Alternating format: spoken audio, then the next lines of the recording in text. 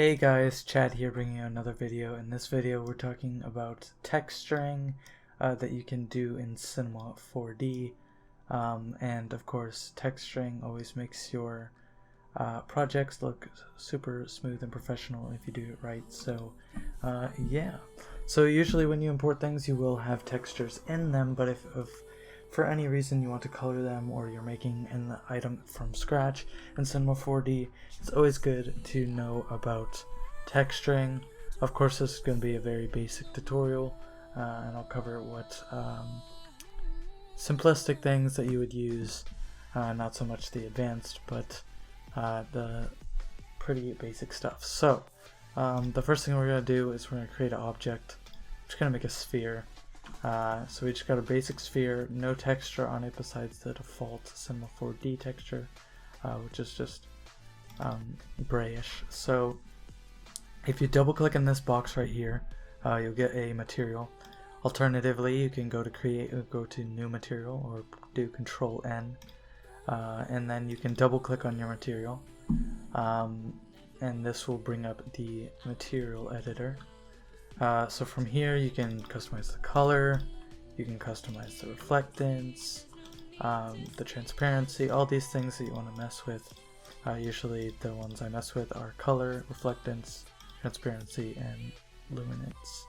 Those are the main ones I use. I don't really use the other ones, but I'm sure you can find a use for it. In terms of adding textures, you can go to this, go to your textures that you have. So for instance, I have like my character's texture. Now this will look weird on the sphere obviously because it's weird, but yeah, so this is just me adding texture, and then yeah, so what you want to do, if you do have a material like this and it's not just a base color, you have to actually have a texture on it. You want to go and click on it, and over here you go to editor and change the texture preview size to no scaling. That'll make it to where the texture of this is always the highest quality it'll be. So let me just show you, for instance, if I were to have this on its default, you can see it's very blurry, but if you go to no scaling you can see it in its fullest form. Of course this looks weird on a sphere, but you know, that's just a sphere that wasn't made for a sphere. So next we can go to a more advanced figure if you'd like. So I'm just gonna head over to desktop graphic design and pick out one of my models. So I will find a character that I can use. These are my default settings, pretty default as is. So it just stole one of my textures. You'll find that if you have a lot of textures in the same folder, it will just pick a random one. So like this isn't my skin, but like it just stole one for the one of the GFXs I was making. So it doesn't have texture to support the bandana, but if we go and delete the texture tag off of all this stuff and apply it under all this, we will have our texture. I'm sure there's a simpler way to do it than what I'm doing, dragging them on. And I guess this is the wrong skin. Okay, well, doesn't really make a difference. But this is the kind of thing that you'll be advanced in terms of using multiple. So I'm just going to delete the character, and I'll make one more example for you guys before I end this off.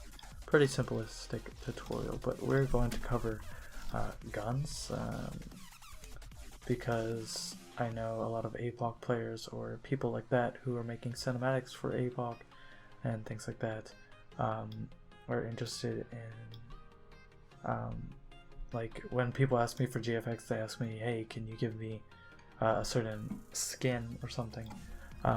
Specifically, I can't give a certain skin, but I can make my own skin. So these are all the default textures. They didn't load onto the gun for whatever reason. They just never do that, so I don't really bother. You can use the textures they give you, or you can just make some on your own. So for instance, if I want a gun to be green, I can drag it onto the individual part and do that. So for this, obviously I'm just gonna give it a bunch of random crap. But if you were designing a custom skin or something, of course you spend as much time as you want just coloring it to where you can have like a material for the stock, and you can have like a nice like wooden stock or something. In fact, you can even put on a wooden texture to make it have wood. That would be pretty cool. For the mag, maybe you'd want that to be like white or black, or maybe you want the suppressor to be black. And of course, like the flashlight, you'd want this block to be yellow, and then all sorts of things like that. So it's just like all down to your personal customization when it comes to designing things like this. But yeah, that was a pretty simplistic tutorial. Next tutorial I'll be covering is lighting, so check out that. I also just made the playlist for this, so if you guys miss anything I do in the future, make sure to check the playlist tab on my channel, and you will see the GFX tutorials section, and you will be able to check that out. So hope you guys enjoyed this video, and peace.